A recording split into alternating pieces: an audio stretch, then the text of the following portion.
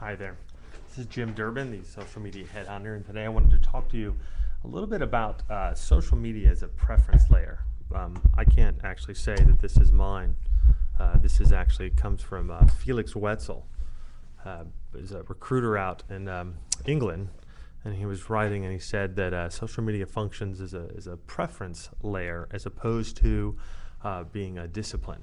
I think this is very true because I've been doing this since 2006. Actually, I've been doing it a lot longer, but I've been being paid since 2006. So I guess that's when I started doing it professionally. What social media was, first was a movement. I think recruiters were some of the first to actually dig into it and begin to use it for business.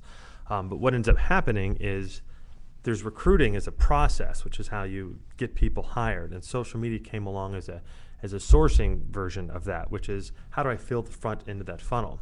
So when we talk about social recruiting at the time, it was how do I replace a certain part of the process of what we call recruiting. This is true now for many other disciplines. There's social media marketing, which is social media replaces a portion of the marketing which used to be television commercials, emails, print, creative, but it doesn't replace everything I just mentioned. It's just another way to broadcast that or to source it, but it's just a part of that process. And I think a lot of people make the mistake of thinking social media is its own discipline, but the reality is it should be social media marketing, social media PR, social recruiting, which isn't to say that social doesn't have its own place. When I think of a pure social job, it's a community manager. The thing is that's what we used to call old forum managers, so it's not really that much different. It's not new. But so if you think of it as a discipline instead of a skill set, I think you're missing out on the bigger picture. Because first, the reason we call it a preference layer is it sits on top of the other disciplines that are out there. So if you're a very good marketer and you know how to do social media, you're a better marketer. If you were very good at PR and you know how to do social media, you're better at PR. If you're a good salesperson and you learn social CRM, you're a better salesperson. But if you don't know any of those things and you just learn social, well, then you don't really have any expertise. You know how to play with some tools. I think that's why a lot of the folks out there, some of the big names, or make fun of experts or gurus or ninjas or whatever word they like to pick on today. I think what happens is, one, I think they're trying to pretend that they're authentic, which is kind of nonsense. There's no reason to punch down in those situations without explaining. Two, I don't think they understand it. I honestly think most of the folks that are doing social media consulting or speaking don't have a good glimpse of the entire network because they only know what they know. They know social media in their space, in their industry, in their company. And I can say this with confidence because, one, I've lived through it. Back when we were doing this in St. Louis, there was just blogs. We had 4 groups of bloggers, and each of them thought that they were the only bloggers in St. Louis. Turns out that actually there were 4, if not many, many more. Over time, we found out there were lots of bloggers involved in other communities, and there's a blind spot you get because you stop looking after a while. You only count what you're doing. So social media marketing will look at somebody who's using social to say do something philanthropic for a company and say, well, that doesn't really count. Or they'll look at it internally when someone has a blog or an intranet internally and say, well, that's not really social media.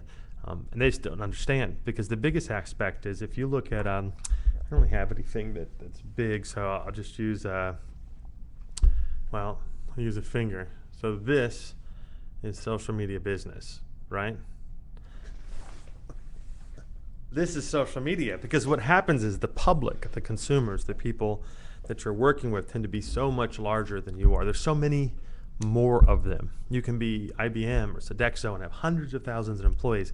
And if they were full-time doing nothing but social media, in addition to your company going out of business, they would still not be as big as the public that they serve. And I think that's important because right now we are in a transition where social media is being applied in business manners, sometimes successfully, sometimes not so. But no matter what you do, no matter how good you are individually, or even as a team, or even as a company, you will never be as good as the public. The public learns faster than you possibly can, which means that businesses are already playing catch up and will be for some time. Now, it doesn't particularly matter. You don't have to be on the far end of the curve. What you need to be is in the fat part of the curve. You need to know how to make money or how to save money. So if you're used to spending money on, say, photo shoots, now you can spend some of that money on social media training your people or figuring out how to reuse those photo shoots and you can still make tons of money. You can still have a viable business. And there's always niches too. Direct marketing is still very big, even though it's shrunk, don't get me wrong. But when everybody else goes online, paper will still have an impact.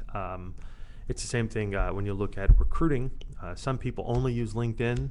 They used to just use the job boards.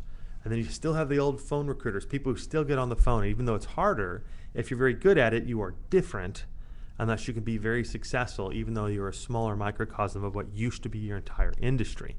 So when we think of social media as a preference layer, what we're really saying is that the world is changing and that the public is figuring out that they can use social media for their own ends. And they don't really care what businesses or individuals do. When we talk about engaging with brands, even if you're fully engaged, if you're a super social power user, brand fanatic, you're still more interested in everything else in your life than that particular brand. I mean, you may love Jack in the Box, but it doesn't mean that's the only place that you ever eat and the only thing you talk about online. I think this is where people have an issue. I think that I don't think they respect just how big of a movement it is to connect everybody. I think it's why they lead to big pronouncements. I mean, social isn't going anywhere. I think it is an evolution, in all fairness, and I'll talk about that next time. I think social media is the evolution of human education.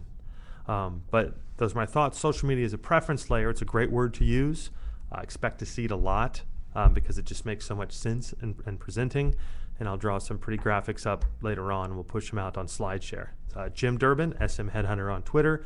I'm the managing principal of Social Media Talent. Have a good day.